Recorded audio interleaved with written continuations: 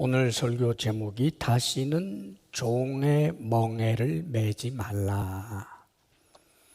왜냐하면 자유자니까, 종이 아니니까 종의 멍에를 매지 말라. 그렇게 말씀합니다. 갈라디아 지역에 있는 그 성도들에게 바울이 복음을 전함으로, 그래서 그 복음을 통해서 자유자가 되었고 하나님의 자녀가 되었습니다. 그런데 이들이 그만 다른 복음을 따름으로 인해서 자유자가 종이 되는 일이 일어난 것입니다. 사도 바울은 우리가 종이 아니고 자유자고 하나님의 자녀다라고 하는 그 사실을 갈라디아 교인과 그리고 오고 오는 세대 우리들에게도 가르쳐 주기 위해서 구약에 있는 사건, 아브라함 가정에 있었던 일을 유비로 들어서 이야기했지요. 두 여인이 두 아들을 낳았습니다. 하갈이라고 하는 여종이 낳은 아들은 이스마엘이지요. 그런데 이스마엘은 자신이 아브라함의 아들이기 때문에 아브라함의 유업을 받을 줄 알았지만 결과적으로 유업을 받지 못하고 쫓겨납니다. 그런데 사례를 통해서 본부인이고 자유의 여인입니다. 이 본부인을 통해서 이삭을 낳게 되는데 이 이삭은 유업을 받게 되지요. 그런데 이 이삭은 어떤 아들이냐 하면 약속의 자녀입니다. 하나님께서 주신 그 약속, 그 은혜를 따라서 존재하게 된 그 아들은 유업을 받게 되는 거지요. 그러나 하갈의 아들은, 이 종에게서 태어난 이스마엘은 하나님의 약속을 믿지 못하고 사람의 수단과 방법으로 말미암아 존재하게 된 이스마엘은 유업을 받지 못합니다. 이 비유의 말을 하면서 우리도 이삭의 반열에 서 있는 약속의 자녀다. 우리는 자유자다.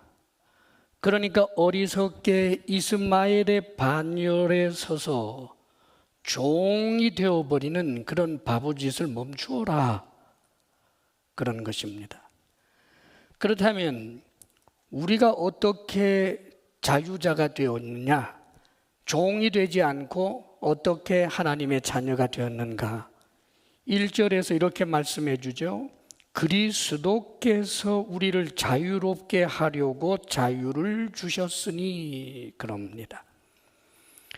우리가 자유롭게 된 것은 그리스도께서 우리를 자유케 하셨기 때문이지요. 요한복음 8장 35절에 종은 영원히 집에 거하지 못하되 아들은 영원히 거하나니 그러므로 아들이 너희를 자유롭게 하면 너희가 참으로 자유로우리라. 우리 예수님은 하나님의 아들이지요. 영원부터 영원까지 하나님의 집에 거하는 하나님의 아들 예수님이 당신을 믿는 이들에게 당신과 같은 아들 되는 권세를 주시기 때문에, 그래서 그리스도로 말미암아 자녀가 되고 자유자가 되고 하나님 집에 거하는 하나님의 유업을 물려받을 수 있는 자가 되는 것입니다. 그렇기 때문에 사랑하는 여러분, 성령께서 사도 바울을 통해서 우리에게 이 서신으로 말씀하시는 것은 갈라디아 교인들뿐만 아닙니다. 오늘 이 시대를 살고 있는 소위 크리스찬이라고 하는 이들 가운데서도 하나님의 자녀된 신분, 자유를 주셨는데도 불구하고 어리석게도 종의 멍에를 매게 되는 그런 일들이 얼마든지 있습니다. 종, 생각해 보십시오. 가령 어떤 그 농촌에 옛날로 말해서 큰 부잣집이 있는데, 부잣집에서도 뭐 옛날에는 다 농사 지으면 살았을 테니까요. 그러면 주인도 일하죠. 그런데 거기 있는 종은 주인 눈밖에 나지 않기 위해서 열심히 일해야 합니다. 잘못하면 쫓겨날까 봐, 잘못하면 매 맞을까 봐, 그래서 일하기 싫어도 열심히 해야 합니다. 종의 멍해지요. 그런데 그 집의 아들은 일할 수 있습니다. 일하지 아니하면 아들의 신분이 취소될까 봐 일하는 것이 아니라 아들이기 때문에 일합니다. 종의 멍해가 아니고 아들됨의 멍해입니다. 전날에 예수님께서 이렇게 말씀하시지요. 무거운 짐진 자들아 다 내게로 오라. 내가 너희를 쉬게 하리라. 나는 마음이 온유하고 겸손하니 내게 와서 내 멍에를 메고 배우라. 주님께서는 당신의 멍에를 메고 배우라는 거예요. 주님께서 매게 하시는 이 멍에는, 우리 주님은, 예수님은 하나님의 아들이시기 때문에 메어야 할 멍에가 있었습니다. 그런데 아들이신 우리 주님께서 당신이 매는 그 멍에를 함께 매자고 하는 거예요. 아들됨의 멍에, 종의 멍에와 완전히 다릅니다. 그러므로 사랑하는 여러분, 우리는 종의 멍에를 메고 있는지를 살펴보아야 하고, 종의 멍에를 메고 있다면 그 종의 멍에를 당장 벗어버려야 한다는 것을 기억해야 합니다. 이 종의 멍에는 예수님을 믿는 것만으로는 구원을 얻지 못하고, 예수님을 믿으면서도 여러 율법들을 정확하게 지켜내야, 착한 일을 많이 하고 선한 일을 많이 해야, 그런 업적이 있어야 그래야 구원을 받게 된다라고 생각하는 바로 그런 잘못된 믿음이 이런 종의 멍에를 메고 있는 것입니다, 여러분. 그러면 이런 종의 멍에를 메는 것이 우리를 좀 불편하게 하는 것에 불과하고 신앙생활을 조금 힘들게 하는 것에 불과한 것일까? 아닙니다, 여러분. 종의 멍에는 절대로 계속해서 메고 있어서는 안 되는 거예요. 그 이유를 말씀해 주고 있습니다. 2절에 이렇게 기록해 주고 있지요. 2절 말씀 다 함께 읽어봅니다. 시작. 보라, 나 바울은 너희에게 말하노니 너희가 만일 할례를 받으면 그리스도께서 너희에게 아무 유익이 없으리라. 예, 할례를 받으면 그리스도께서 너희에게 아무 유익이 없다라고 선언을 해요. 할례를 받는다? 바울도 할례 받았고 예수님도 할례 받았고, 심지어 바울의 경우는 자신의 제자 디모데에게 할례를 준 일까지 있었는데, 할례를 받으면 그리스도에게로부터 아무 유익이 없다니 이게 무슨 말일까요? 여러분, 그냥 문화적으로 자신이 유대인이기 때문에 그렇게 받은 할례를 문제 삼는 게 아닙니다. 할례를 받아야 구원을 얻는다라고 하는 이 율법주의를 말하고 있는 거예요.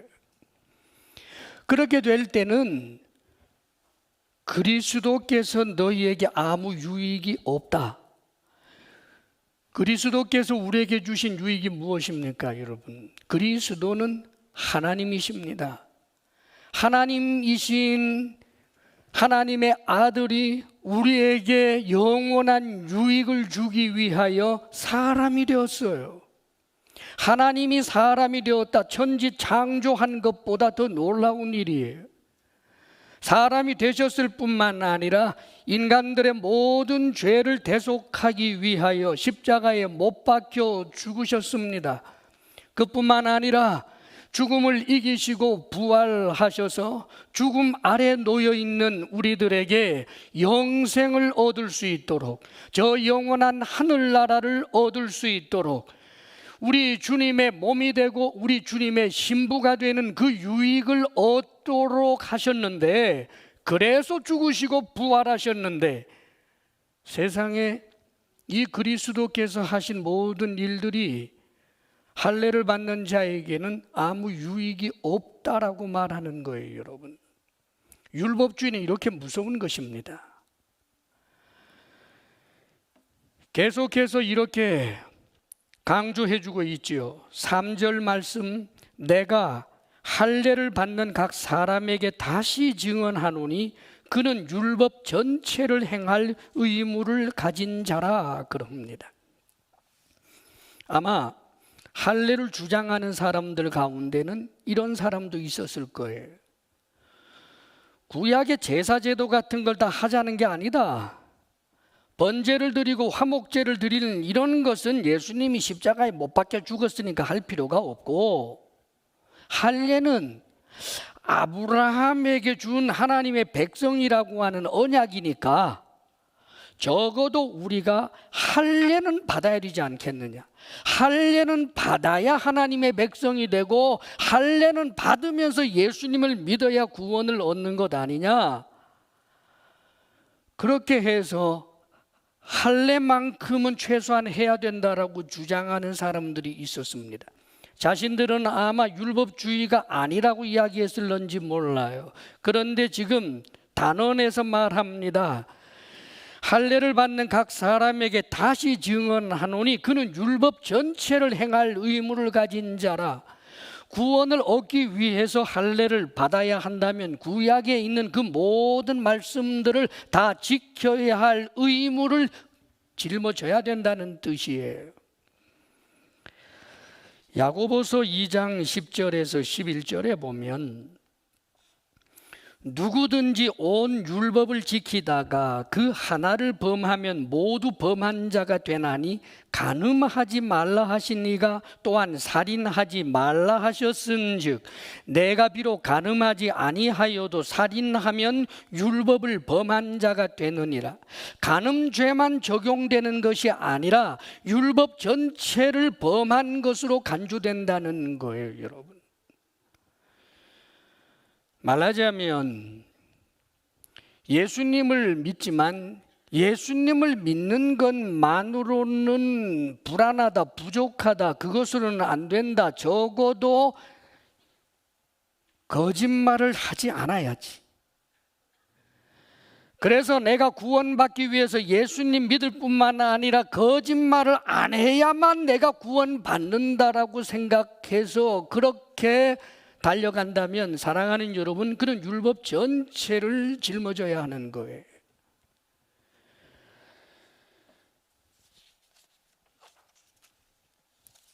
이 말씀을 더욱더 확인을 시켜주는데 4절에서 이렇게 말씀해 주고 있습니다. 4절 말씀을 함께 읽어봅니다. 시작. 율법 안에서 의롭다함을 얻으려 하는 너희는 그리스도에게서 끊어지고 은혜에서 떨어진 자로다. 결국은 율법 하나라도 지켜야, 그것을 끝까지 지켜야 내가 구원을 받는다라고 생각을 하는 사람은 율법 전체를 지켜야 하는 것이고, 그 율법을 통해서 의롭다함을 얻으려 하는 자는 그리스도에게서 끊어진다, 은혜에서부터 떨어진다라고 표현해요. 아니, 예수 안 믿겠다는 거 아니고 예수 믿으면서 착한 일을 해야 구원받는다라고 하면 오히려 더 잘 믿게 만들어주는 것 아니냐. 예수 안 믿는다는 게 아니고 예수를 믿으면서도 적어도 착하게 살아야 구원을 받는다라고 하면 그거 정말 예수 믿는 것에 대해서 오히려 보강하는 효과가 있고 더 잘 믿도록 하는 효과가 있는 거 아니냐. 그런데 지옥이라니, 끊어진다니, 이게 무슨 말인가? 아마 율법주의자들의 많은 반발이 있었을 거예요, 여러분. 왜 그럴까요? 그것은 결국 믿음의 결여이기 때문입니다. 다시 말하면 믿음이 없기 때문에 그렇다는 뜻이에요. 하나님께서 주신 약속을 의심하는 거예요. 영접하는 자, 곧 그 이름을 믿는 자들에게는 하나님의 자녀가 되는 권세를 주신다라고 하는 이 하나님의 약속을 말하자면 의심하는 것이고 못 믿는 거예요. 예수님이 내 죄를 위하여 십자가에 못 박혀 죽으셨다, 예수 믿으면 하나님 앞에서 의롭게 된다라고 하는 이 말씀을 전적으로 못 믿고 의로워지려면 예수님을 믿을 뿐만 아니라 그 의에 합당한 무엇인가를 해야, 그래야 의롭다, 예수님의 십자가 구속의 은혜에 대하여 믿지 못하고 의심하고 있는 것이고, 예수 그리스도의 십자가 구속의 은혜가 나를 구원하는 데 있어서 불충분하다라고 생각하는 것이기 때문에 그것은 결국은 믿음의 결여, 믿음 없는 자들이 하나님 앞에서 끊어지는 것처럼 율법주의자들도 결국 하나님 앞에서는 믿음 없는 자로 드러나기 때문에 하나님에게서 끊어지고 하나님의 은혜에서 끊어진다라고 이야기하는 것입니다, 여러분. 성경은 창세기로부터 요한계시록까지 일관되게 하나님께서는 우리에게 믿음을 요구하시는 것을 가르쳐 줘요. 아담과 하와가 왜 범죄했습니까? 근본으로 들어가면 믿지 못했기 때문입니다. 죽는다고 하셨지만 안 죽는다고 생각한 거예요. 믿음의 결여입니다. 우리가 성경에 보면 광야 교회, 그 출애굽한 이스라엘 사람들, 그 광야에서 믿음의 결핍 혹은 믿음의 결여를 드러내서 하나님께 결국은 실패하는 자로 드러나는 것을 우리가 성경에서 보지요. 하나님께서 만나를 주십니다. 만나가 내렸어요. 지지기도 하고 볶기도 하고 맛있게 먹습니다. 하나님께서 내일도 주시고 그 다음 날도 주시고 주신다고 그랬습니다. 그렇기 때문에 남기지 말아라. 그것을 보관하지 말아라. 내일 또 주니까 보관하지 말아라. 그런데 그들 가운데는 보관을 하는 일이 있습니다. 하나님이 까먹을까 봐, 하나님께서 약속해 주셨지만 그 약속에 대한 의심 때문에 결국은 보관했다가 썩어버리고 하나님이 진노하는 이야기도 나옵니다. 안식일 전날에는 이틀치를 거두어라. 그리고 안식일 날은 주지 않는다. 그래도 하루 먹고 남겨두어도 안식일 날 썩지 않는다. 이틀치를 그렇게 거두어라. 그래서 이틀치 거두어서 먹었습니다. 내일 먹을 것도 있습니다. 그런데도 불구하고 안식일 날 아침에 또 만나를 주겠다고 나가는 사람들이 있었습니다. 사랑하는 여러분, 이 의심은 어디에서부터 오는 것입니까? 불신으로부터 오는 것이에요. 하나님을 믿지 못하는, 하나님의 약속을 믿지 못하는, 하나님의 그 능력을 믿지 못하는 불신이라 그 말입니다, 여러분. 우리는 사울 왕이 우리 하나님께 버림을 받게 되는 그런 내용을 성경을 통해서 보게 됩니다. 하나님께서 사울에게 말씀하셨지요. 아말렉을 너에게 붙여줄 테니까 전쟁에서 네가 승리하게 될 거다. 그러면 승리하면 아말렉 족속들을 진멸시키고 그리고 가축들까지 모두 다 죽여라 라고 말씀하셨습니다. 우리가 잘 아는 대로 사울은 거기 살찐 짐승들, 소라든지 양이라든지 이런 것들 죽이지 않았습니다. 살려두었습니다. 그리고는 사무엘을 만났을 때 할렐루야, 제가 하나님의 명령에 다 준행했습니다. 그래요. 그러자 사무엘이 말하지요. 저기 이 짐승 소리는 무슨 소리입니까? 예, 하나님께 제사 드리려고 소도 살찐 소들 아주 실한 양들은 다 살려두었습니다. 사랑하는 여러분, 이런 일이 왜 일어났을까요? 이게 인본주의예요. 무슨 말이냐 하면 하나님의 말씀도 내가 설득되어야 하고 내게 납득이 되어야 하는 것입니다. 하나님보다 내가 더 옳을 수 있다는 거예요. 하나님이 죽이라고 했지만 죽이는 것보다 살리는 게 낫다고 생각을 했습니다. 살리는 게 훨씬 더 효율적이고 더 낫다라고 생각하는 것. 사랑하는 여러분, 이 인본주의는 율법주의와 같은 마음의 토양에서부터 나온다는 것을 잊지 마십시오.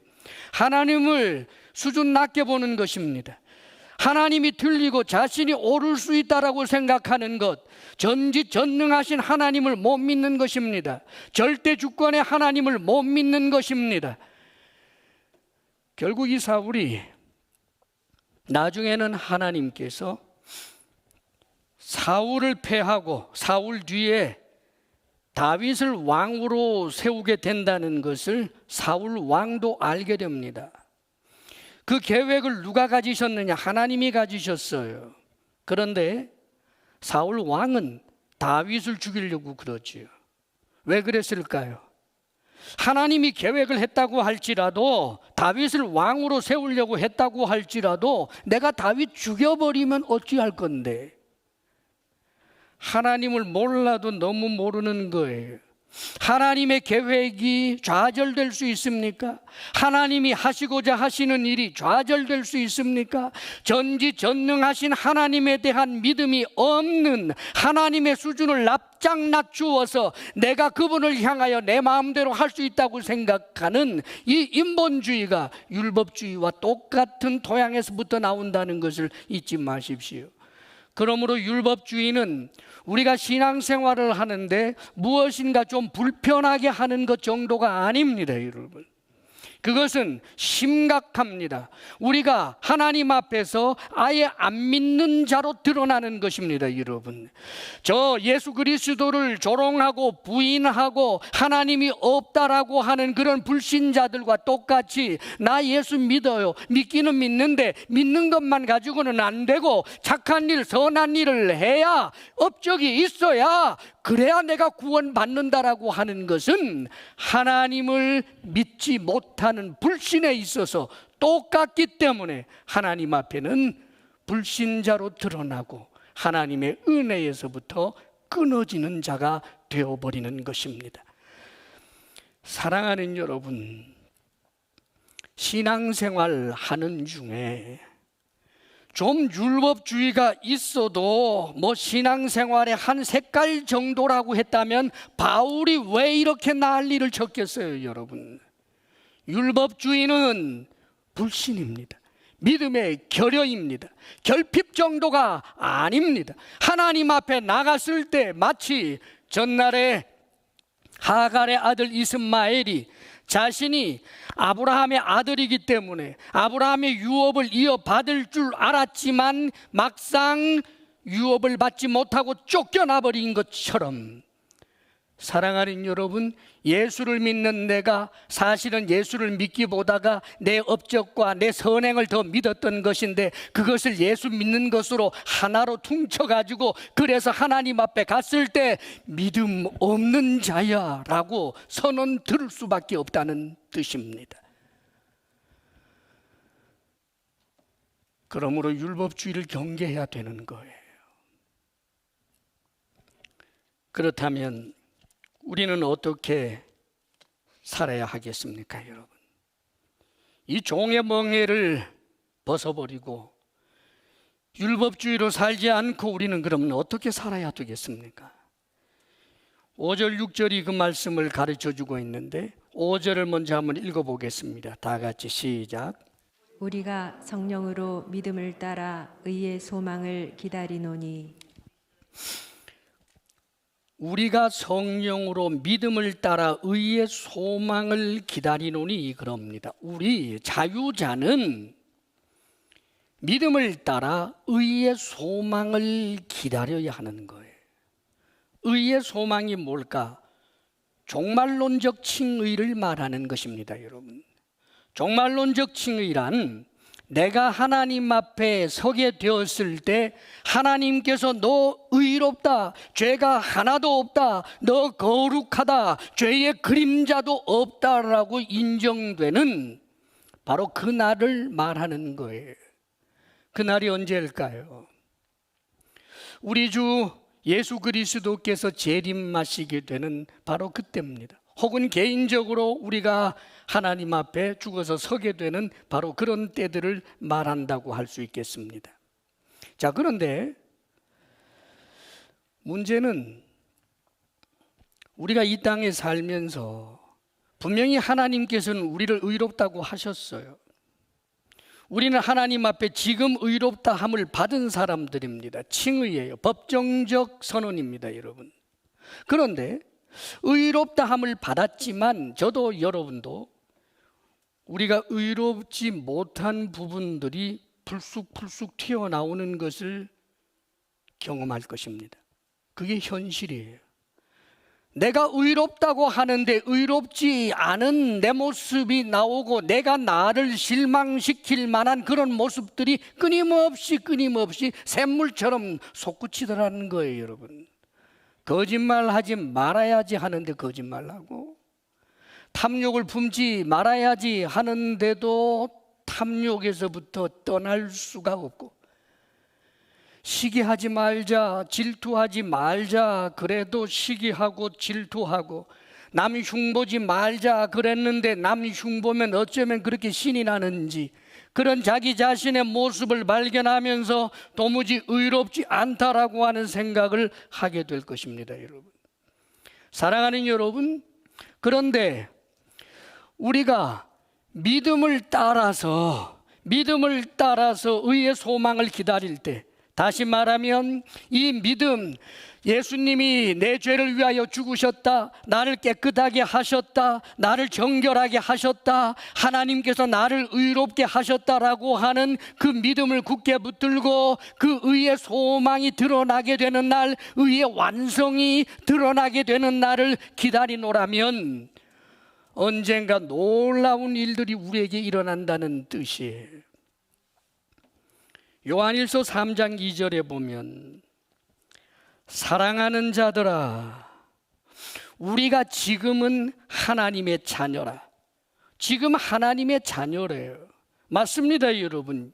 우리는 지금 하나님의 자녀예요. 예수 믿는 지금 하나님의 자녀예요. 예수 믿는 그 순간부터 지금까지 우리는 하나님의 자녀입니다. 그런데 장래에 어떻게 될지는 아직 나타나지 아니하였으나 그가 나타나면, 즉 예수님입니다. 예수님이 재림하면, 그가 나타나면 우리가 그와 같을 줄을 아는 것은 놀라운 이야기입니다. 예수님이 나타나게 될 때 우리가 예수님과 같을 것이라고 이야기하죠. 예수님이 거룩한 것처럼 나도 거룩하고, 예수님이 의로운 것처럼 나도 의롭게 되는 것을 말하는 거예요. 그의 참모습 그대로 볼 것이기 때문이니 그러지요. 그의 참모습을 그대로 본대요.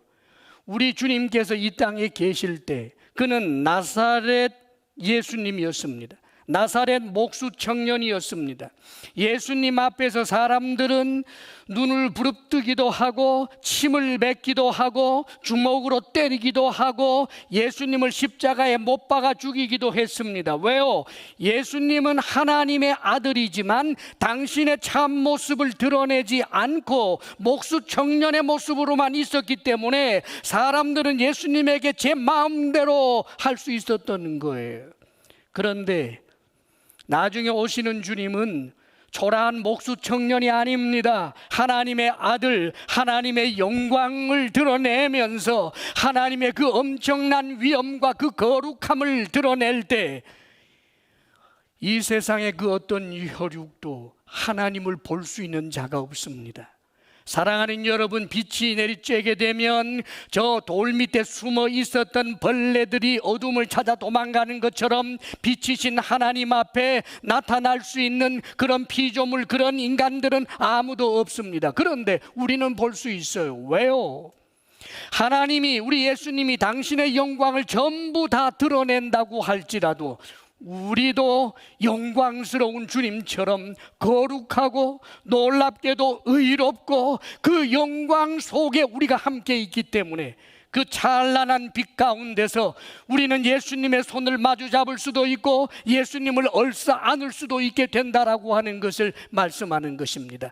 이것이 바로 우리가 기다려야 할 의의 소망인 것입니다. 여러분, 지금은 내가 나를 봐도 부족하고, 지금은 내가 나를 봐도 너무너무 실망스럽고, 아무리 몸부림쳐도 내가 좀 더 의로워지고 싶지만 의롭다고 하면 할수록 위선자인 내 모습을 발견하는 이런 우리들이 그날이 오면 죄의 그림자도 없는, 죄의 작은 유혹도 없는 천사와 같은, 아니 그리스도와 같은 그런 모습으로 변하게 된다는 것. 사랑하는 여러분, 그런데 이것이 기계적으로 되는 것 아닙니다. 믿음으로 기다리는 거예요. 사랑하는 여러분, 그렇기 때문에 우리가 성령으로 믿음을 따라 그럽니다. 믿음으로 기다리는 것입니다. 사랑하는 여러분, 그런데 이 믿음은 어떤 믿음일까요? 내 신념이 아니에요. 성령으로 그랬습니다. 성령으로부터 난 믿음이에요. 믿음은 성령으로 나지 않은 믿음도 있습니다. 내가 착한 일 많이 하고 내가 선한 일 많이 하면 나는 구원받고 나는 천국 가고 나는 좋은 데 갈 것이다 라고 하는 그런 신념, 그런 믿음으로 똘똘 뭉쳐있는 사람들도 있습니다. 여러분, 그러나 그 믿음은 우리로 하여금 의에 이르게 하지 못합니다. 이스마엘이 쫓겨난 것처럼 하나님 앞에서 스스로 의롭다고 했던 이들이 다 쫓겨날 수밖에 없는 것입니다. 여러분, 어떤 믿음을 가진 사람입니까? 성령으로부터 난 믿음이에요. 전날에 주는 그리스도시요 살아계신 하나님의 아들이십니다라고 고백하는 베드로를 향해서 하늘에 계신 아버지가 너에게 가르쳤다고 말씀하셨습니다. 그렇습니다. 성령으로 말미암지 않고는 예수를 주시라고 할 수 없느니라. 성령으로 말미암지 않고는 예수님을 믿을 수가 없고 거듭날 수가 없는 것입니다. 여러분, 그렇기 때문에 여러분들이 가진 믿음이 어떤 믿음인지 한번 점검해 보십시오. 예수님께서 십자가에 못 박혀 죽으신 것이 내 죄를 대속하기 위함이라는 것을 믿습니까? 성령으로 난 믿음입니다. 하나님이 천지를 창조하셨다는 것을 믿습니까? 성령으로 난 믿음입니다. 우리 주님께서 다시 오신다는 것을 믿습니까? 성령으로 난 믿음입니다. 이 믿음을 붙잡아야 하는 것입니다. 이 믿음이면 충분한 것입니다. 다른 믿음이 아닙니다. 여러분, 성령으로 난 이 믿음을 붙들고 자격이 없는 나를 사랑하시는 분, 나를 용서하시는 분, 나를 의롭다 하시는 분을 믿고 그 성령님과 함께 동행하면서 우리가 주님 앞에 서게 될 그날까지 살아가라는 뜻입니다. 여러분, 이 믿음으로 살아야 합니다. 그리고 이 믿음은 참 믿음인지 아닌지를 분별해 줄 수 있는 아주 중요한 표지가 하나 있어요. 오늘 말씀 6절입니다. 함께 읽어보겠습니다. 시작. 그리스도 예수 안에서는 할례나 무할례나 효력이 없으되 사랑으로서 역사하는 믿음뿐이니라. 예, 믿음을 이야기하고 있지요. 그런데 할례나 무할례, 여기에 붙잡혀 있어서는 안 된다는 뜻이에요. 할례를 받아야 구원을 받는다. 또 반대로 어떤 이들도 있었느냐 하면 유대인 중에서 예수 믿고 난 다음에 예수를 믿었으면 더 이상 구약의 어떤 규례를 지키면 안 된다라고 하는데 붙잡혀가지고 할례를 받으면 구원이 없다라고 주장하는 사람들도 있었습니다. 유대인이면 그냥 문화적으로 할례 받는 것일 뿐이지 할례나 무할례냐 그게 아닌데, 할례가 구원을 주고 무할례가 구원을 주는 것처럼 생각하는 것 다 어리석은 것입니다. 율법주의예요. 이런 것은 아무것도 아니라는 말입니다. 그리스도 예수 안에서는 사랑으로서 역사하는 믿음뿐이니라.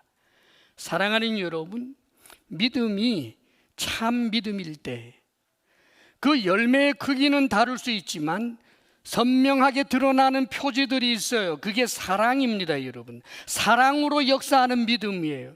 생각해 보십시오. 내가 가진 믿음이 참 믿음이라고 해보십시다.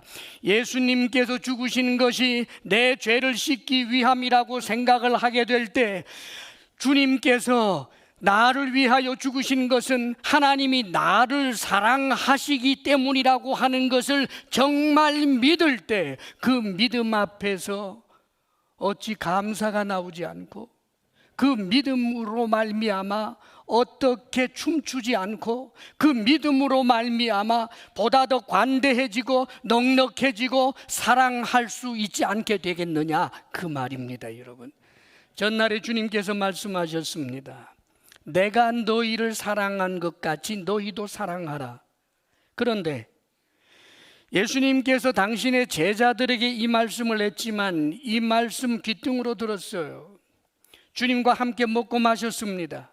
주님께서 그들을 보듬어 주셨습니다. 그럼에도 불구하고 그들은 주님께서 자신들을 사랑한 것처럼 다른 사람들을, 형제들을 사랑하라고 하시는 그 말씀을 별로 귀담아 듣지도 않았고 실천하지도 못했습니다. 왜요? 사랑의 감동은 별로 없었기 때문이에요. 그런데 예수님이 죽으시고 부활하십니다. 예수님이 죽으심이 내 죄 때문이라는 것을 알고 내 죄를 씻어주시고 하나님의 신부가 되게 하여 주시고 영생을 주시고 하늘의 보화를 주시기 위함이라는 것을 알게 되었을 때, 예수님의 십자가 사건을 통해서 비로소 그들은 그리스도의 사랑을, 하나님의 사랑을 느낄 수 있었던 것입니다. 사랑하는 여러분, 믿음은 그런 거예요.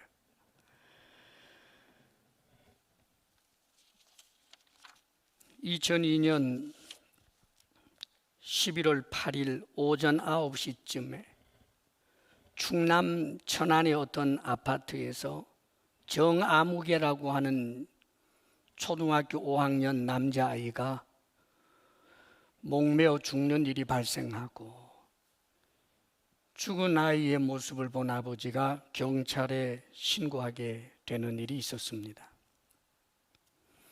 부모님도 그렇고, 그리고 학교 선생님도 그렇고, 이 정구는, 자살한 이 정구는 성적도 우수하고 성격도 쾌활하고 친구도 많고 도무지 자살할 이유가 없다. 자살한 것이 이해가 되지 않는다. 아버지는 가슴을 치면서 어떻게 이런 일이 일어나는지 모르겠다라고 하납니다. 그런데 정군이 남긴 일기장에 이미 자살의 그림자가 드리워지고 있었습니다. 그 일기장 내용 가운데 이런 게 있어요. 죽고 싶을 때가 많다. 어른인 아빠는 이틀에 20시간 일하고 28시간 쉬는데, 어린이 나는 27시간 30분 공부하고 20시간 30분을 쉰다. 왜 어른보다 어린이가 자유시간이 적은지 이해할 수 없다. 또 이런 글도 있었습니다. 숙제가 태산 같다. 11장의 주말 과제, 14장의 수학 숙제, 난 그만 다니고 싶다. 물고기처럼 자유로워지고 싶다. 어떤 상황인지 여러분 충분히 짐작이 가는 이야기죠. 아마 부모님이 공부 계속해서 그 스케줄을 체크하면서 퇴근해대고 그렇게 해서 몰아붙인 것 같습니다. 여러분, 왜 그랬을까요? 사랑했기 때문이겠죠. 부모님이 자식 사랑해서 그래요. 자식이 이 경쟁 치열한 세상에서 나중에 좀 큰 소리 치면서 좀 여유 있게 그렇게 살도록 하기 위해서, 그런 좋은 조건 만들기 위해서 공부 잘해야 된다고 아마 계속해서 몰아붙였을 것입니다. 사랑이지요. 그러나 정군에게 사랑이었겠습니까? 차갑기만 한 감옥입니다. 운신할 수 없는 감옥입니다. 아버지를 보아도 사랑을 못 느낍니다. 아버지가 날 사랑하기 때문에 머리로는 알지만 그러나 사랑에 도움이 되지 않습니다. 어머니를 보아도 품에 안아주고 용납하고 부족한 나를 품어줄 엄마가 아니라 공부 잘해야만 아들 대접받는 것처럼 느껴집니다. 사랑하는 여러분, 신앙교육도 이런 식으로 하는 분들이 있어요. 율법주의입니다. 율법주의는 무엇일까요? 모든 사랑을 삼켜버립니다, 여러분. 율법주의라고 하는 것이 그렇습니다. 하나님께서 나를 사랑하신다는 것을 못 믿고 내가 사랑받을 만한 업적을 내놔야 된다고 생각하기 때문에 자기가 자신을 들볶을 수밖에 없고, 그런 마음에서 누군가에게 관용을 하고 누군가를 사랑하고 누군가를 믿어주고 가능하겠습니까, 여러분? 자신의 자녀를 향해서도 마찬가지입니다.